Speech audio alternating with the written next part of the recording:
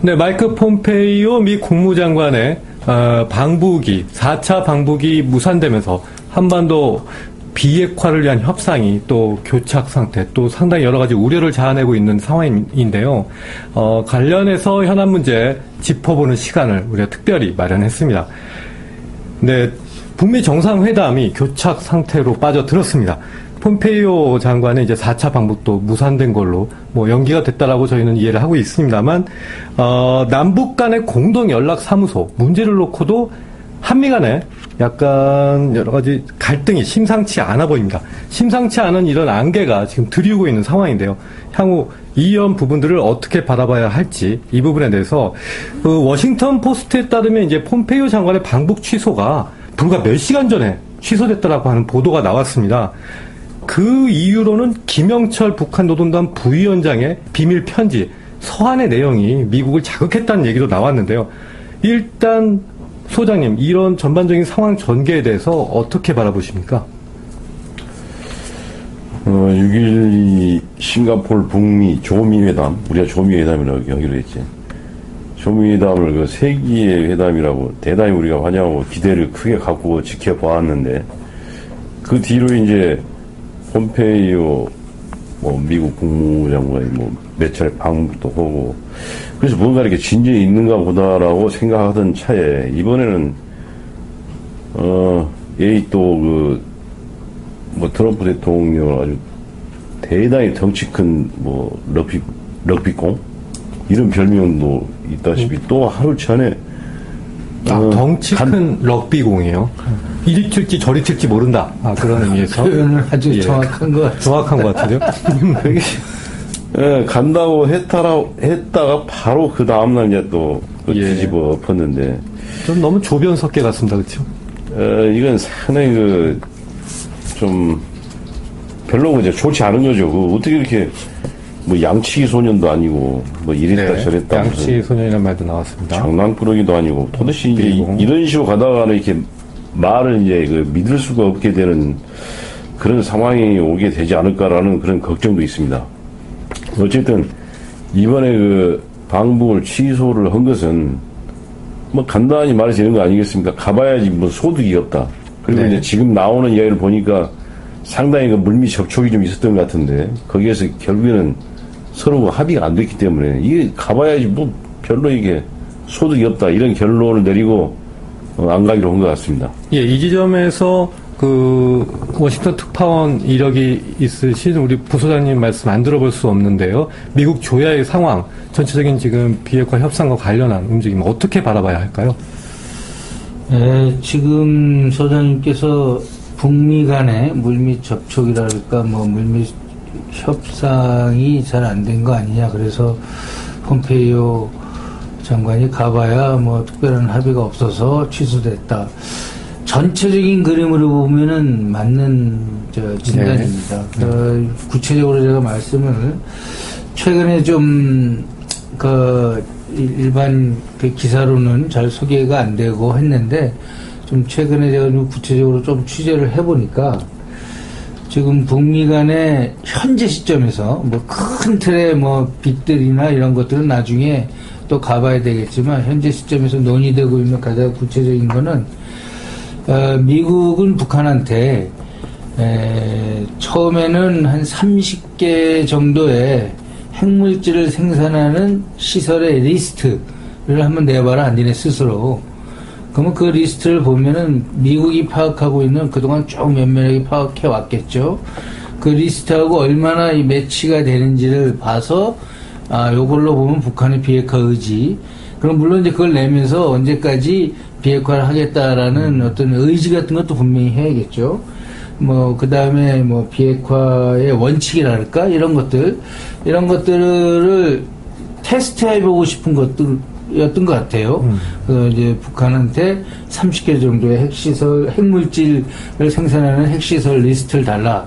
그렇게 되면, 북한에게 예를 들어서 할 수 있는 1단계 어떤 제재 완화 조치 같은 거, 이런 걸 검토했던 것 같은데, 이 30개의 핵 그 물질 생산 시설 리스트 제출하는데 북한 입장에서는 그러면 먼저 그 전에 미국이 그동안 한 게 뭐가 있느냐. 그래서 아마 종전선언이라든지 뭐 이런 것들을 같이 요구했던 것 같습니다. 근데 최근에 들어보니까 미국 내 그 강경파 입장이 있는지 우리가 항상 염두에 두는 사람이 있지 않습니까? 존 볼턴이라고. 네, 국가안보보좌관이요. 국가안보보좌관인데 그런 쪽에서 이렇게 움직임이 있었는지 최근 들어보니까 미국이 기준이 더 올라갔다 그래요. 그러니까 핵물질 생산하는 시설의 리스트 30개에다가 미사일 그리고 나아가 생화학 무기를 생산하는 시설의 리스트까지 합쳐서 다오.